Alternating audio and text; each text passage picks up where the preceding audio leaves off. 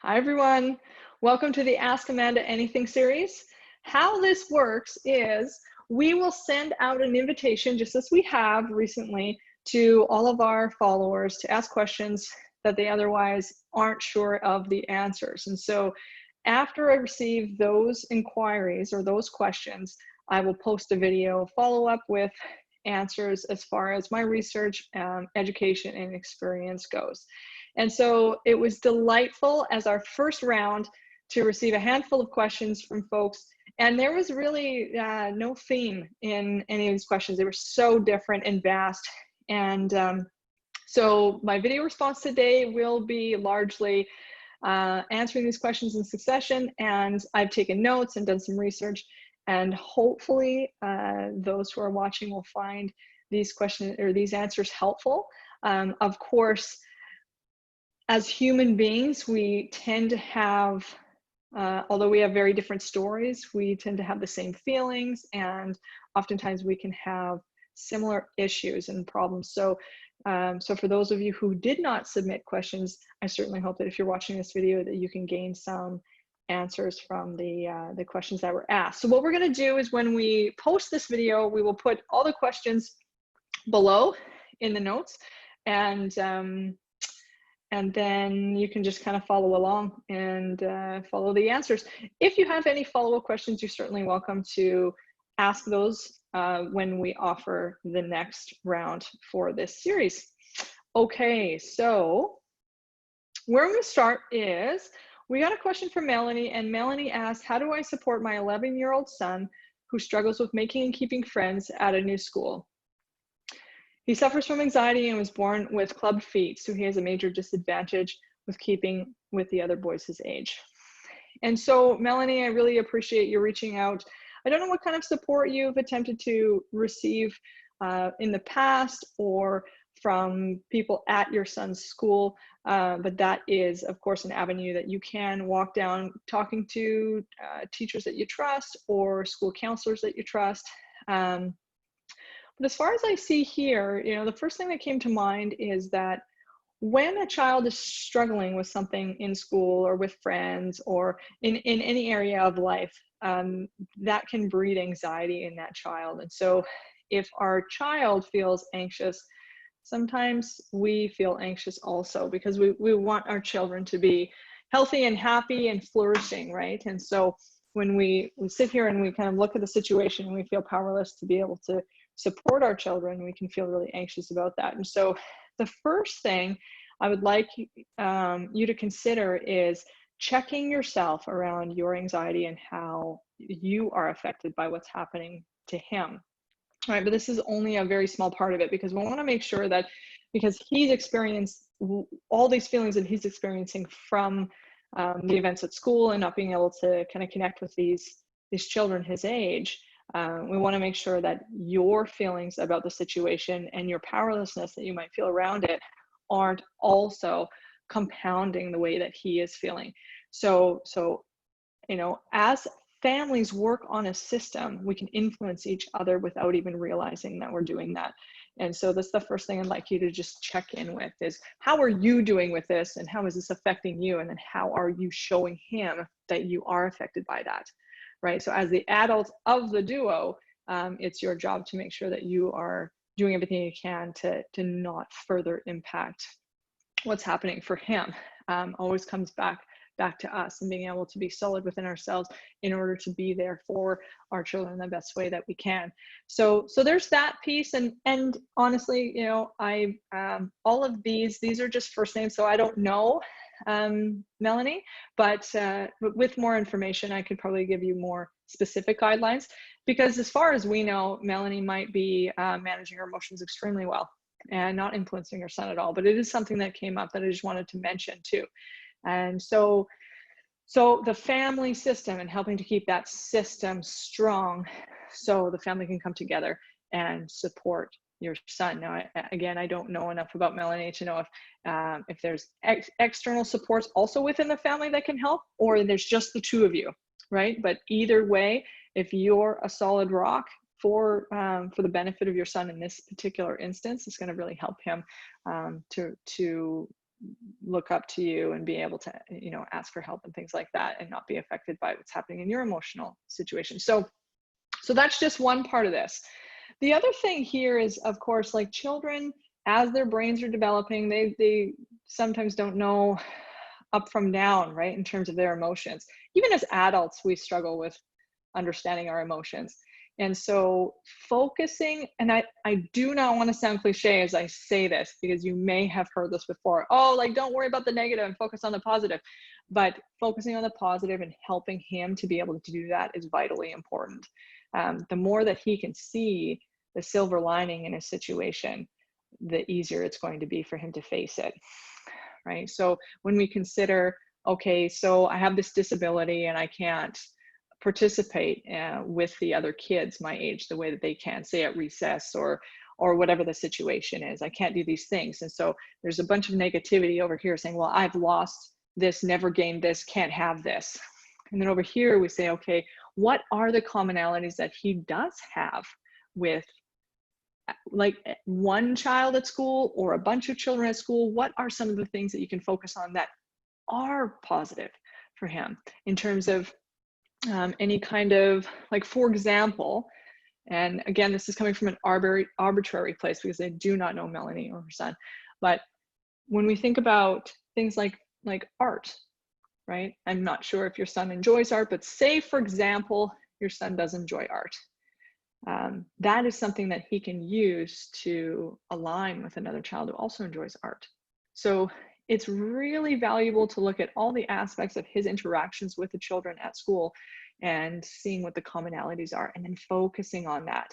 It's very helpful to have a teacher or a school counselor or an aide of some kind to facilitate these connections and to draw the parallels with the children in the moment, in the class, of the similarities. And then your son can hopefully feel a sense of peace in that interaction with another child. So support is needed there, especially if there's a focus on the negative. Then while he's at school, as an 11-year-old boy, he might not know how to change that himself. And that makes sense because it's really difficult for children, as I said, difficult for adults at times. So focusing on the positive, but actually drawing those parallels in the moment while he's sitting with other children.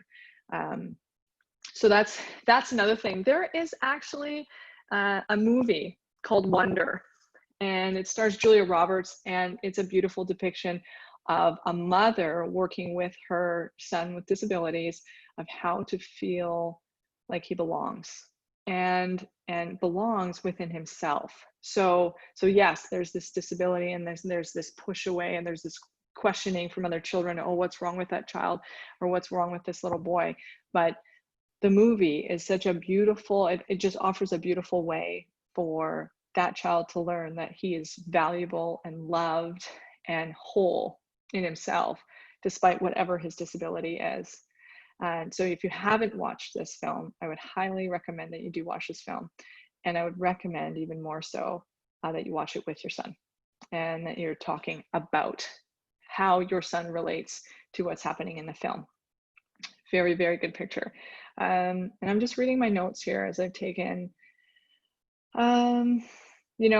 It's tough in a pandemic right now because, everyone's social distancing and we're trying to be really careful, and that's very, very important these days. But my encouragement would be that once down the road, once the pandemic is no longer a pandemic and it's safe to have friends over and things like that, I would encourage your son, and if this is a possibility, I would encourage outings outside of school for your son to be able to create friendships within those commonalities we talked about before, outside of the classroom. So he can have a greater sense of self, a greater sense of inclusivity.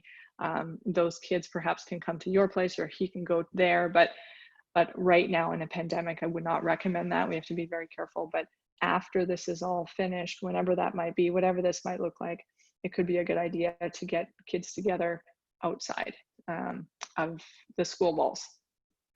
And yeah, and then the last point that I said here was seek support from teachers and school counselors that you trust.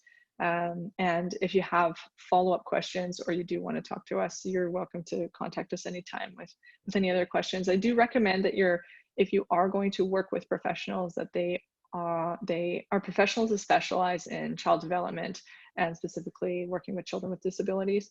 So they know how to be inclusive for these children in the moment. Like those teachable moments are very, very important. And if they are left alone when your son, say, doesn't know how to help look at the positives, and he's focusing on the disadvantages, or he's feeling bullied, and he doesn't have intervention in that moment by someone who knows how to do this, it can be detrimental for his development. And so I'll leave it there. The overall Cole's notes is making sure that your anxiety is not further impacting him, and getting some support for yourself on how you're dealing with this situation if you need that. Recognizing that families work on a system, focusing on the positive commonalities between your son and other children instead of the disadvantages that he comes with, and taking a look at that movie Wonder with Julia Roberts and seeing if any of that stands out to you, or if any of that is supportive at all. Thanks for the question, Melanie. Okay, Ruby wrote, how does one forgive and move on from a family member who has belittled and protected me as a child? Bracket, they thought that was best, close bracket, and continues to protect me as a 54-year-old by saying things like, oh, it's okay, you're not strong enough, or oh, you better be careful. Always asking how I'm feeling in a way that is negative, so that I think, well, maybe I don't feel well. Keeping me down instead of encouraging me to thrive and live my best life. This person has to be in my life, so getting away from that is not possible. Okay, Ruby, I really appreciate the question. And what comes up here for me is, as a grown woman, you have a right to set boundaries with the people around you. And you may have heard this before, oh, just, tell this person that it's not okay to treat me that way. And that's a very simplified version of what I'm saying. There's something called codependency, and codependency is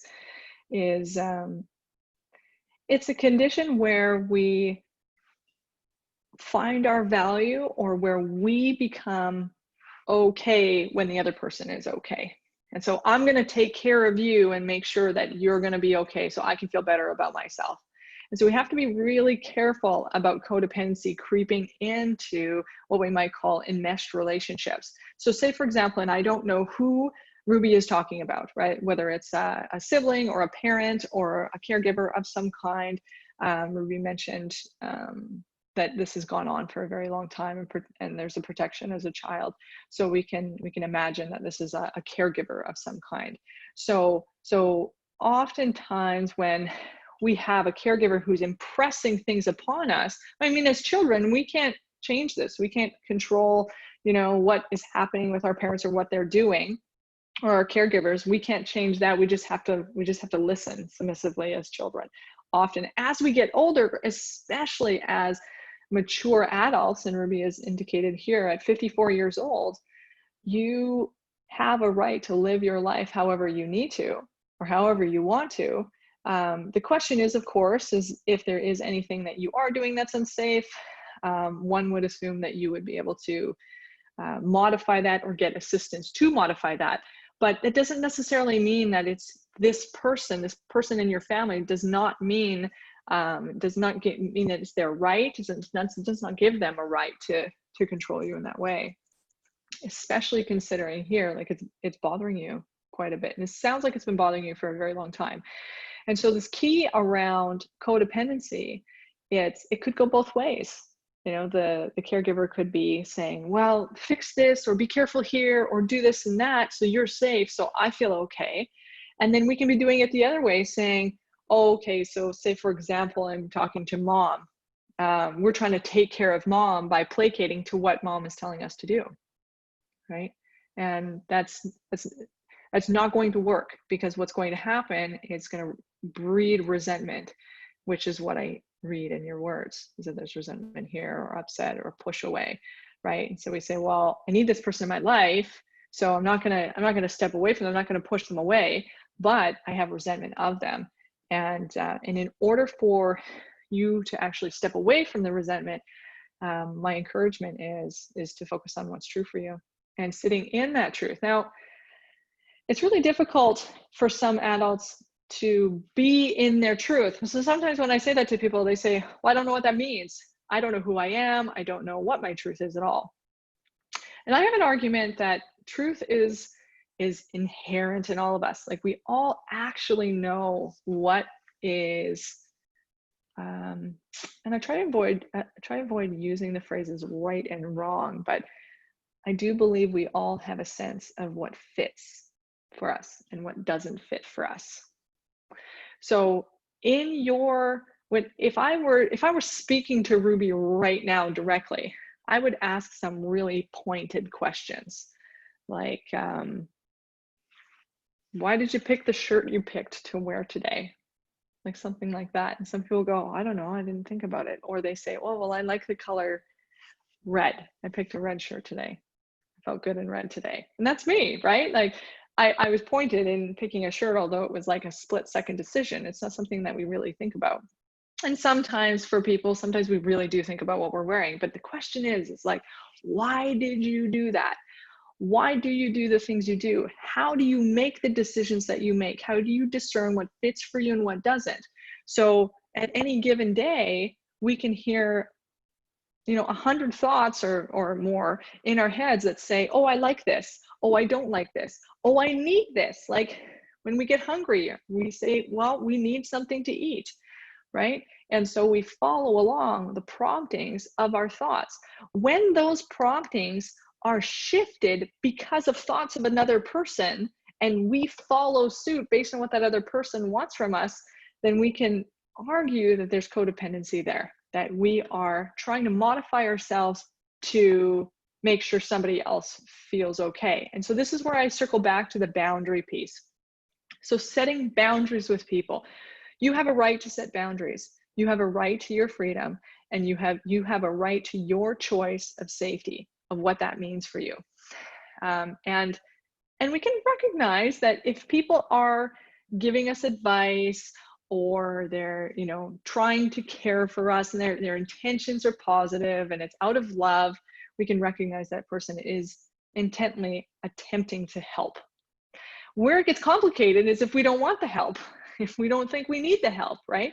And so oftentimes we can be scared to say, no, like, I don't want your advice and I don't want your opinion, but because that they can come across as brash or harsh. But it's important to be able to stand up for oneself and say, you know what, thank you, but I don't need this. There are ways to communicate what we need without being harsh or brandish or difficult. There are ways to do that. So my recommendation here is setting boundaries, being able to communicate your needs. Now, that does not mean that the other person is going to hear what you have to say or is going to understand what you're saying. So I have a delivery guy coming to the door. Oh, such is life. I don't know if I have to answer the door or not. I'm gonna just sit here and see what happens. So setting boundaries with this person. Now, if I were talking to Ruby directly, I would ask the question, have you tried, and I imagine the answer is yes, but have you tried to set boundaries with this person in the past? Has there been anything that's been successful in that? Do you feel heard, understood, all these things? Because oftentimes, like, we're not actually, we may not receive the love and kindness from people that we think we need from them. And as a result, like, we actually feel like we require it.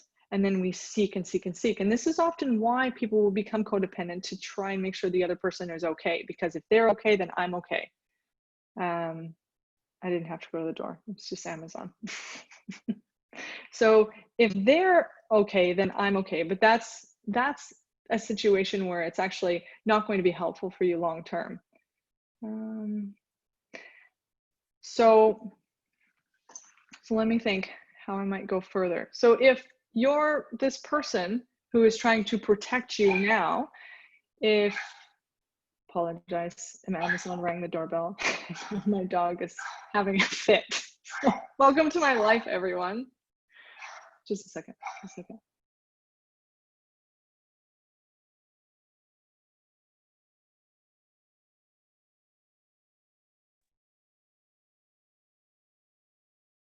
gonna go and see her.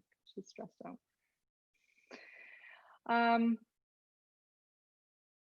So be careful about the codependency piece and try to communicate your needs to this person. If this person doesn't hear you, there are some other options that you can utilize, like you can do joint therapy with this person. Now, if this person is not willing to do the work, or they're really stuck in their ways, they may not be willing to join you in that. But it's a recommendation that I give to people in this kind of situation, is work together. Because if you're doing your work and you're trying to set boundaries and it's met with resistance, that may get very frustrating.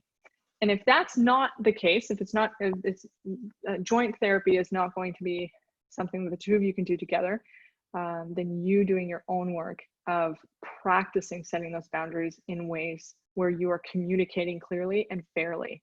And if you're not sure how to do that, you can ask a professional for help. But following through with communicating those boundaries is just vitally important to your well-being overall and your ability to let go of that resentment. The other thing I wrote on my notes here as I was thinking about this question is practicing acceptance and tolerance. This person is who they are, just like you are who they are. And they have a right to show up however they need to, and so do you. And so just as much as you, and I don't want to speak directly for you, or because I don't have all the information that I need, but just as much as, I'm going to say this generally, as human beings don't want to be controlled or changed by others, we don't have a right to control or change anybody else.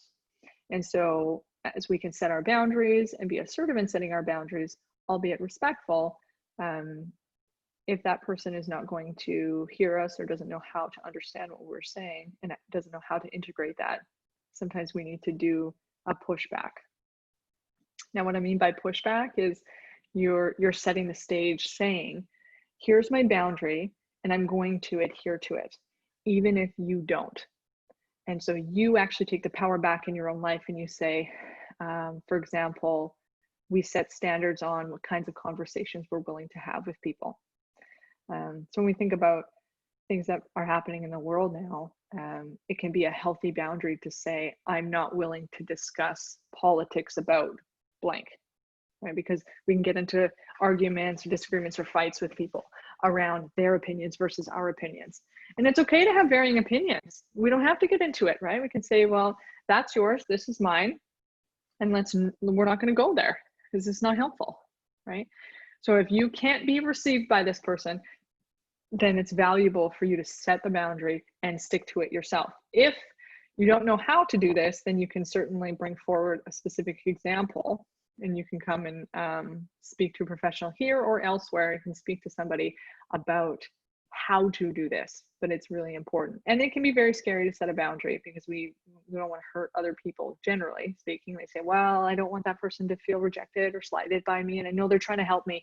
And it's like, absolutely they are, but you can communicate your needs in such a way that will be respectful of them. And if they are hurt by those words that you're saying in respect and love for them, then that may be indicative of them having to do some of their own work. So that's that piece.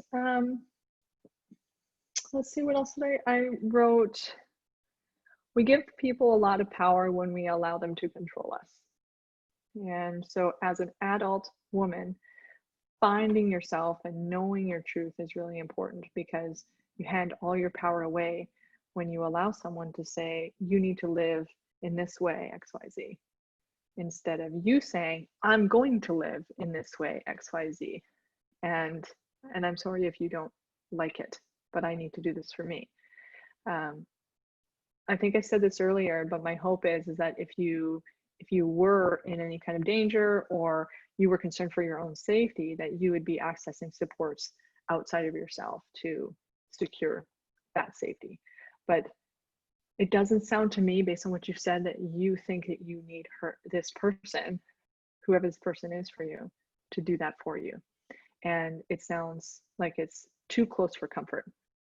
So I encourage you to take a step back and look at the whole picture from a different viewpoint, setting some boundaries, taking your power back, being strong in what you know you need for yourself, while being very respectful and loving toward that person.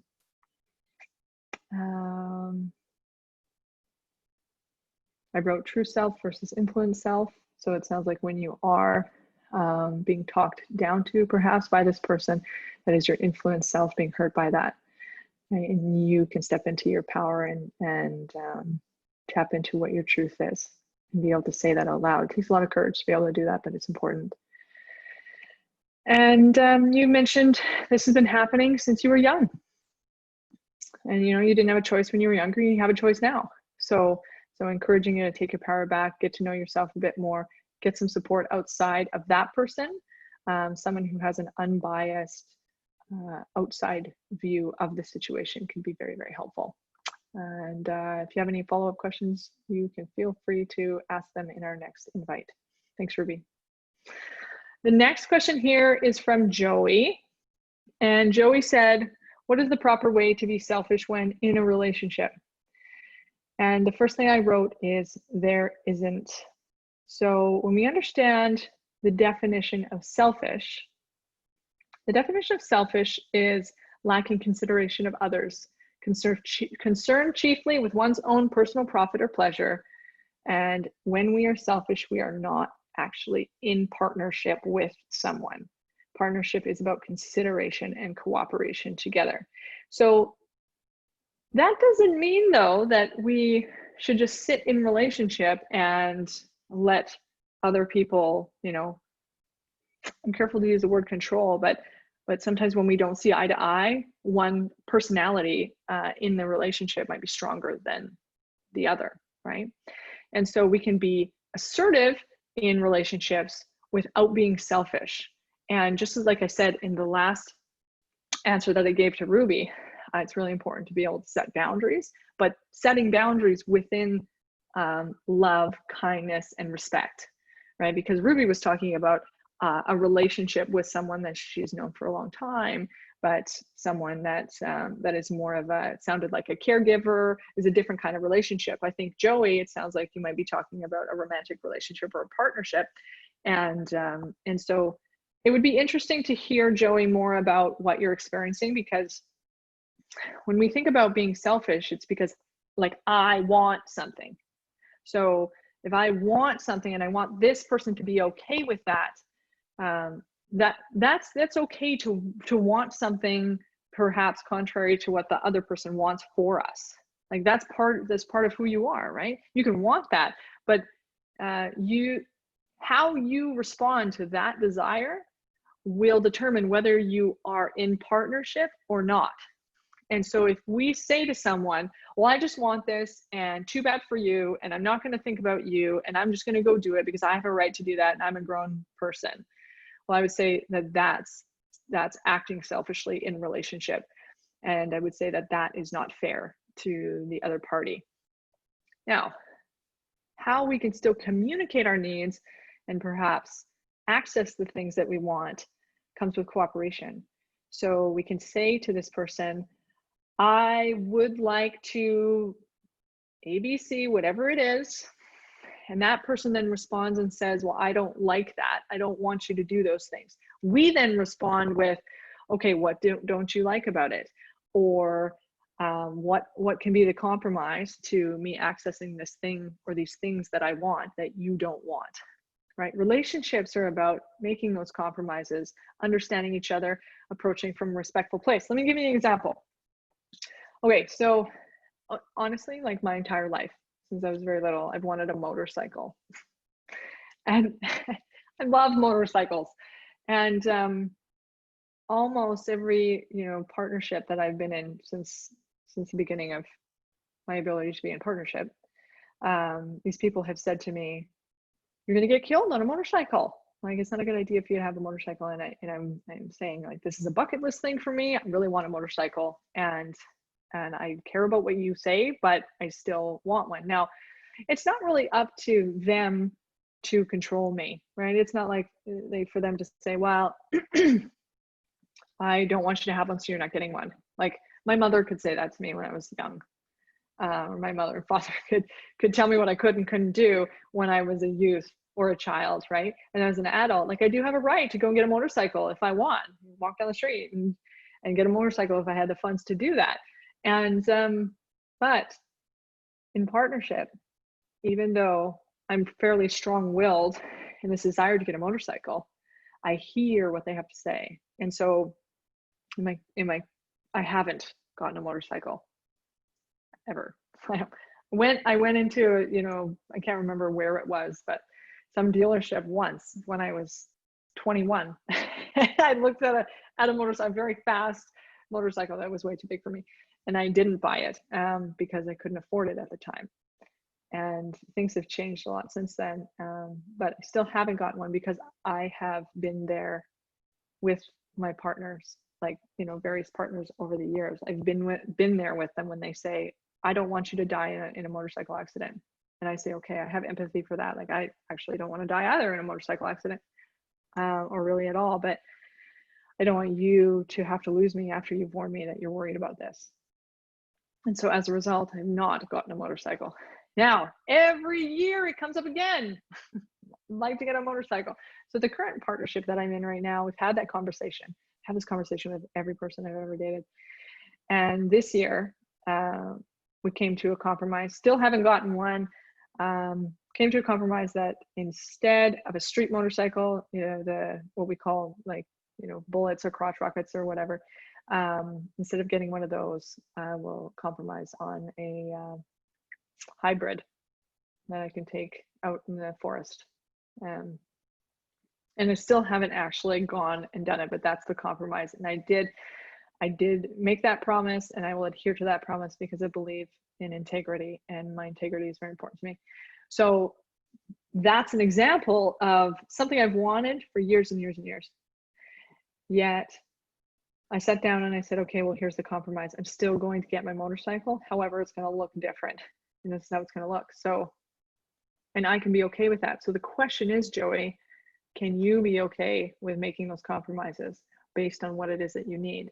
Now, keep in mind too, Joey's question was just a one-liner. So I don't know exactly what you mean about being selfish in relationship. What is it that you want, right? And so it's about being able to discern, is what I want more important than the relationship I'm in, than the way this person feels? And honestly, for some people it is. Is what I want more important than being in this relationship with this person? Or is what I want more important than how this person feels to me? And if it is, then I would encourage you to take a look at why you're in the relationship, right? If getting what you want is more important than that relationship, then perhaps you might need to make a different decision. I don't know. But then we have to look at the greater pattern of this. If that is the case, if we look at the history of your relationships, has it been more important to get what you want? And if that's a pattern in your relationships, then it's important to actually look at you and your personality and what's happening as per, in terms of why you're always choosing yourself and your desires and your needs over the other person. And if that's happening, then we would have a conversation about ego and arrogance in relationship, right? Sometimes we think, well, I just get to do whatever I want, and when we're in that place, there's really no cooperation or consideration of the other person. So I don't know exactly what it is for you, Joey, but to answer your question simply, there's really no way to be selfish effectively in relationships and still maintain that relationship in a healthy way. We can be assertive, stating what our needs are, but then we need to be cooperative in order for the relationship to stay cohesive. If you have any follow-up questions, you can certainly add those in our next invitation, or contact us anytime to talk further about that. Thanks, Joey. Corey said, how can I handle tough times during the coronavirus pandemic? So this is a very broad question. It's a great question because people are struggling all over the place, and they have been for a really long time. We actually did a video series, and we still occasionally do it, called Health Hangouts with Amanda. And that video series was tailored completely to how do we handle tough times during the pandemic. What are things that we can be doing differently? Now, of course, I started recording those videos way back in, I think it was beginning of April or so. Can't quite remember, but we did that for a while, and I posted one video per day. So there's quite a few, and you can access those on our website or on YouTube or on Facebook or on Instagram. And so they're long, they're an hour each. Some of them are a little bit longer, some of them a little bit shorter. But there's lots and lots of ideas in there. You can read the descriptions to see what the video is about, and then you can watch the video if it resonates with what particular is going on with you. I don't actually know anything about Corey or what's happening in Corey's life, but what I can say is there's a broad range of struggles that people are going through in the world right now as a result of this pandemic. And so I just wrote a few things down, like there's mental health struggles, there's financial struggles, lack of social engagement, isolation, addiction, fear and anxiety, physiological issues. And so really, if you want specific pointed things that you can be doing, it's important for me to know what it is that you're struggling with. And I don't really know that, but what I do know is that, you know, based on when I'm thinking about the health hangouts anyway, they're going to answer a lot of those questions, just in terms of like what's been happening for like that person that I was talking to that day. As far as like everything's gone digital, so as far as these things that I've mentioned here, I know it's not ideal, but we can socially engage with people digitally. And I know like you may not want to hear that, and may be really tough. And it's like, well, I really want something different, but it sounds like, you know, it's like it's summer outside, and it sounds like the government is just encouraging us to keep our social distancing going and wearing masks and things like that. And I'm not sure, Corey, if you're pro mask or not, but I would encourage, if you are going out and being social with friends, that you're being safe about it as best you can. But of course, engaging via Zoom or FaceTime or Skype or whatever it is, that's a really great way to connect with friends. And that's something that I found while we were doing the Health Hangouts video series. And I found that to be a really excellent way to connect with people I hadn't talked to in a really long time. So that's one thing.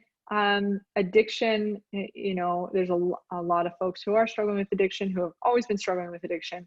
And there's an idea that the pandemic has heightened numbers of addiction, but or numbers of people who require help in treatment and things like that. But I don't know, Corey, what specifically you're going through, but I do know there's a website called In the Rooms. I think it's intherooms.com, but I'm just going to double check this while I talk to you. But people can go on there and they can attend meetings for free. Let's see. Yeah, intherooms.com, and so that's a recovery website. It's been very helpful. There's, of course, intervention services, counseling services, coaching services of all kinds that you can find online. There's a ton of free stuff that you can find online for addiction support, and that goes the same with mental health support. Also, it just really depends on what you are looking for. And then, of course, people are experiencing financial struggle, and that is likely an understatement when I say that, but there are government subsidies that have been coming out, and there's different things that you can look in as per, you know, if you just talk to your bank or you look on the Canadian government website, they have information about different monies that they're sending out to different or various populations of people, and so that's something to look into too. And fear and anxiety, I think fear and anxiety is a really, really big one. And it's not just anxiety about like the pandemic itself, but anxiety about what's going to happen in the future. And it's so impossible to know. And so if that is what you're experiencing and you're having some anxiety about what's happening in your life, I strongly encourage you to talk to someone. And what I will say is here, Of course, you know, I'm biased because, you know, we work in this agency, but we've never turned anybody away because they couldn't cover services. So we have found a really creative way to offer services to people who cannot pay, to people who can pay for services. And so there's a really wide sliding scale range. So if you do want to speak to someone, you need some support, and you don't have the funds, and I say this not just to Corey, but to everybody, and you don't have the funds, you can certainly reach out to us, and we'll do what we can to support you, but we won't turn you away. We never ever turn you away. Make sure people don't fall through the cracks. And yeah, so with the vague question, I can't answer, or the broad question is really tough to offer you a specific answer of what you can do, but I certainly encourage you to find resources online for support. And you can type into Google whatever you're struggling with, and ask for resources for that. You will, I can't say for certain, but I imagine that you'll find some things even free of charge that you can read up on, or articles, things like that. And let us know if you want to have a conversation about what you're going through, because then we can offer more pointed guidance on what it is that's happening for you. And I think I'll leave it at that. So thanks, Corey, for the question. The next question was from Kathy. Kathy said, does addiction ever go away? When someone is sober for a long time and working a recovery program, but the behaviors continue to take a toll on relationships, it really doesn't seem like it. What are the stats and the prognosis on older adults, like over 60, on ever really getting, quote, better? What does the evidence show, and what is your personal experience in this population? Thank you. So the first thing I wrote was, no, we are always recovering. This is why we say, you know, in AA anyway, and I say AA, NA, and there's all kinds of sects of these, of Alcoholics Anonymous, many different groups. It's so widely known and so huge, and they say we are recovering addicts, or we are recovering alcoholics. So in their language specifically, we don't say, oh yeah, so we're recovered and we're totally fine. Like, you know, there's no problem here anymore. So does addiction ever go away? My answer is no, that we're always in recovery and working for recovery, toward recovery. This is a lifestyle change. When we are struggling with addiction, we tend to fall into a lifestyle of addiction. And with that lifestyle comes all kinds of problems and consequences to our behavior. And so does it ever really go away? Well, no. I would say that people who modify their lifestyle to be sober or actively in recovery, they have to consistently be in that lifestyle, which means that they are consistently doing things that promote sobriety and recovery. But no, it's not in my experience at all that addiction ever actually disappears and the person is cured from it. No. Then the next thing you said is, when someone is sober for a long time and working a recovery program, but the behaviors continue to take a toll on relationships. It really doesn't seem like they're in recovery. So here, there's a difference between sobriety and abstinence. And so someone can be working a recovery program and sober from, whether it's alcohol or substances of other kind, or behaviors of different kinds. Addiction is addiction across the board, as far as I'm concerned. So somebody might not be using that substance, but they may not actually be in recovery. So there's a syndrome called dry drunk. And the dry drunk syndrome was originally coined by the creators of the 12-step program of Alcoholics Anonymous. And there's an author called Solberg who defined the term in 1970 in his Dry Drunk Syndrome, that's the name of his book, as the presence of actions and attitudes that characterized the alcoholic prior to recovery. So some people will act in a dry drunk kind of way while not drinking, which is why they call it dry drunk, but they are still acting in ways that they were acting while they were using. And so someone struggling with dry drunk syndrome may still maintain strained relationships with those they love. They may still suffer from unhealthy habits, both internally and externally. And in short, while they have quit drinking and or using substances, the individual has yet to deal with the emotional baggage that has led them to alcohol and or substances in the first place. So just because someone has stopped drinking does not mean that they are emotionally well, even if they've been sober for a really long time. For someone to become emotionally well, they must be willing to actually look at their history and their emotions, the reasons for their behavior, of course, their history and trauma, and understanding themselves, and of course, any selfishness that's coming up in relationship, just like we talked to Corey about earlier, about how to be healthy in relationship. Maybe, or Corey actually asked the coronavirus question. It was Joey that we're talking to about selfishness in a relationship. So the dry drink syndrome is something that I would encourage you to take a look at. And it's just been coined as a term by these people who like in the 12-step program. And it might have different names elsewhere, but that's the thing that I came up with. And it I would encourage you to take a look at more information about the syndrome, but that's what I anticipate might be happening here, is that the person is not emotionally well, or they're not emotionally sober. And we don't know like, even if they are not using the DOC, or what we call the drug of choice, I mean, if they're not using that, there's something called addiction switching. So that person could be using something else to achieve a fix, which promote these behaviors. Now, I also wrote here, there's an assignment that I love. It's called 37 Warning Signs to Relapse.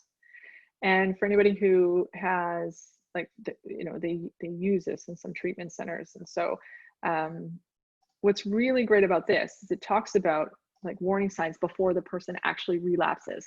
And I'll just read a few of them to you. And of course, if you want to go through this, you can always contact us, and we can explain these things to you more in depth. But returning of the denial. So during this phase is phase 1, the addict becomes unable to recognize and honestly tell others what they are thinking or feeling. And the most common symptoms are they have concern about their well-being. They are in denial of anybody else's concern for them. They won't listen. They're kind of, they have this push away kind of attitude. They are defensive. Phase 2, avoidance and defensive behavior. During this phase, the addict does not want to think about anything that will cause the pain and discomfort in the feelings that they were experiencing. They don't want that to come back, so they're going to push it away. As a result, they begin to avoid anything or anybody that will force an honest look at the self. When asked direct questions about well-being, they tend to become defensive. The most common symptoms are believing that they'll never use again. So it's like, I think I'm fine.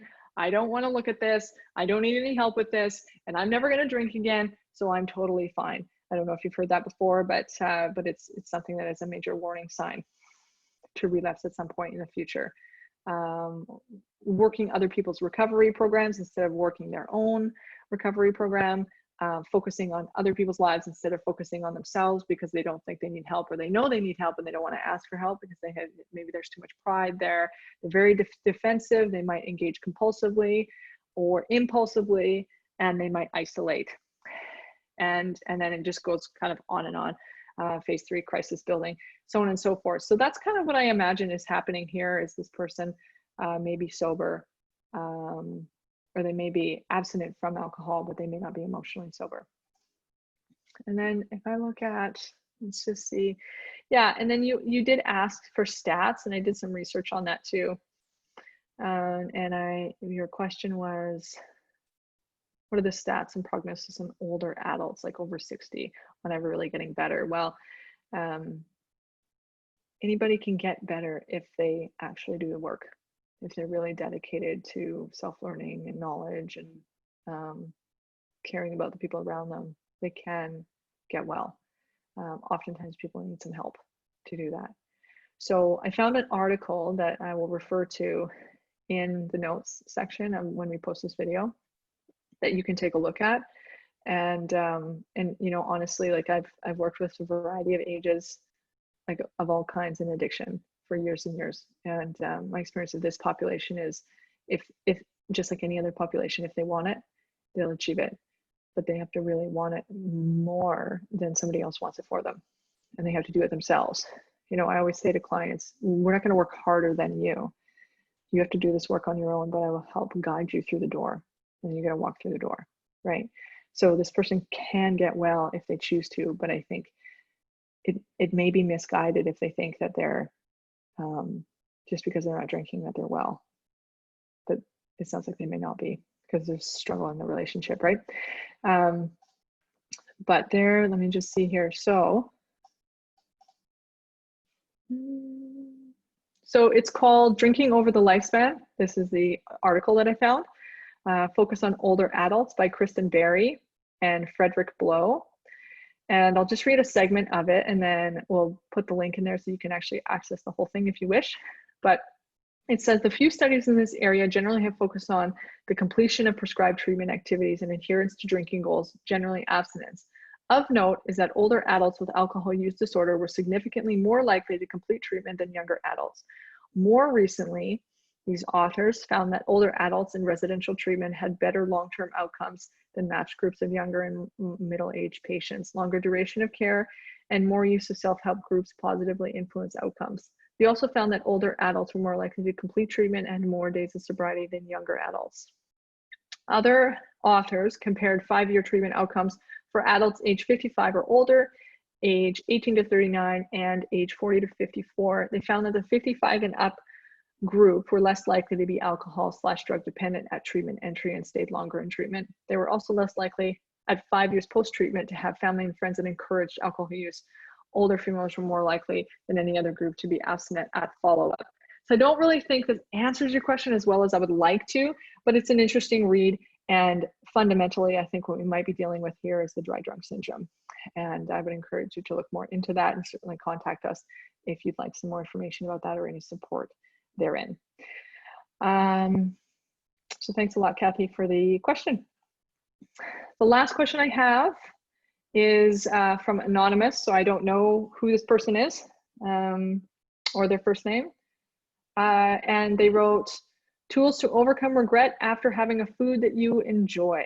So first and foremost, I think it's really important that we enjoy the food that we consume, that we allow ourselves that enjoyment, that we can, you know, like if we cook a meal and we can enjoy the aroma in the kitchen and we can enjoy prepping the meal. I mean, some people actually loathe or hate cooking.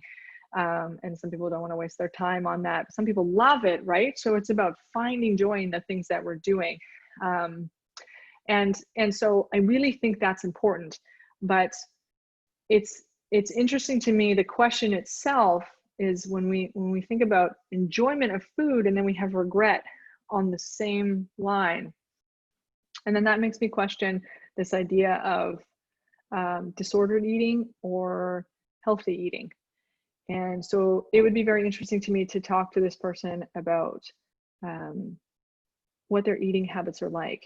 And if they are engaging in disordered type eating, then there's conversations that could be very helpful in balancing out what that disordered eating looks like to navigate over to healthy eating.